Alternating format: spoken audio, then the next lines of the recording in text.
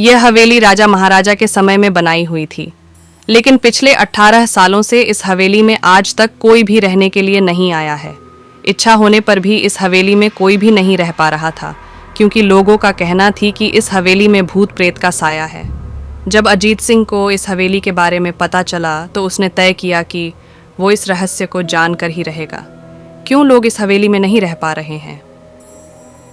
उसने मजबूत इच्छा शक्ति से हवेली में रहने की पूरी तैयारी कर ली। जब उसने हवेली के अंदर जाने के लिए पैर आगे बढ़ाए तो दरवाजे पे किसी अनजान व्यक्ति ने उसे रोक लिया और नज़दीक जाके बोले, कौन हो आप और किधर जा रहे हो? अजित सिंह ने जवाब देने के बजाय उसने सामने सवाल किया, जी आप कौन? मेरा नाम अर्जुन सिंह है और मैं यही पास में ही रहता हूँ। अजित सिंह ने कहा, ओह अच्छा, मैंने सुना है कि यह एक भूतिया हवेली है और यहाँ कोई नहीं आ पाता है, इसलिए मैं इस हवेली में एक दिन रुकने का फैसला किया है। अर्जुन सिंह ने कहा, जी हाँ, आपने सही सुना है और आप भी अंदर मत जाइए। मेरी माने तो आप भी वापस लौट जाइए। यहाँ बहुत खतरा है। ये सुनकर अजीत सिंह खुश हो गया, जैसे उन्हें कोई लॉटरी लग गई हो। अर्जुन ने उसकी खुशी को देखकर बोला, आप क्यों खुश हो रहे हो? आपको तो भूत का नाम सुनकर डर लगना चाहिए। शायद आपको पता नहीं होगा कि मैं भूत प्रेत में काफ़ी दिलचस्पी रखता हूँ। अगर इस हवेली में भूत है तो मैं अंदर जरूर जाऊँगा और सारी सच्चाई का पता भी लगाऊंगा। इतना कहकर अजीत सिंह उस हवेली में चले गए। अंदर जाके अजित ने अपनी बैग को साइड में रखा और हवेली के चारों ओर देखने लगा। सारे रूम भी चेक कर लिए। बाद में ड्राइंग रूम में आके सोफे पर बैठ गया। उसने वहाँ बैठकर दारू के 2-4 पैक भी पिए।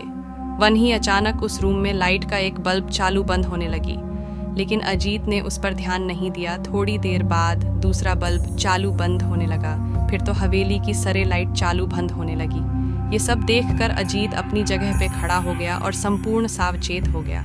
अचानक उसके सामने एक छोटा टेबल हवा में उड़ने लगा, करीबन 6 फुट हवा में ऊपर जाके गोल गोल घूमने लगा और बाद में अजीत की ओर तेजी से आने लगा।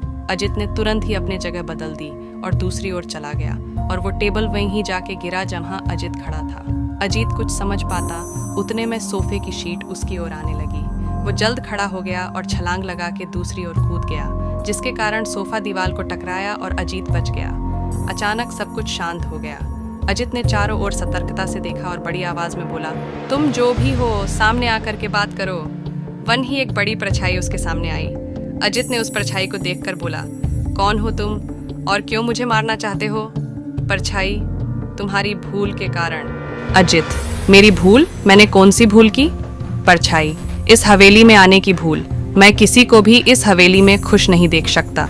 अजित, लेकिन क्यों?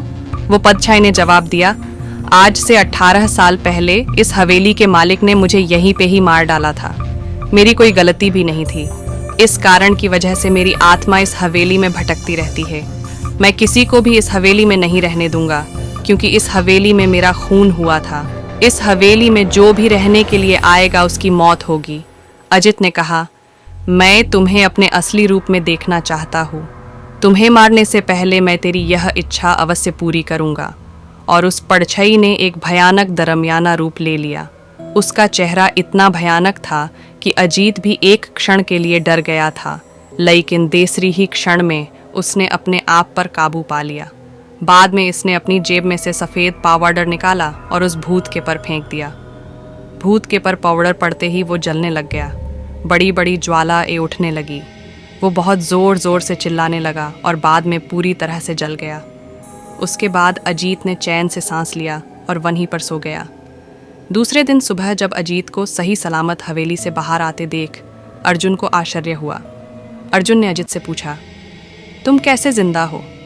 जब अजीत ने अर्जुन को कल रात को घटी घटना को पूरी तरह से बताया और बोला, अब ये हवेली भूतिया हवेली नहीं रही। दोस्तों, आपको यह कहानी राजस्थान के कोटा की भूतिया हवेली कैसी लगी, प्लीज़ हमें कमेंट करके ज़रूर बताएं।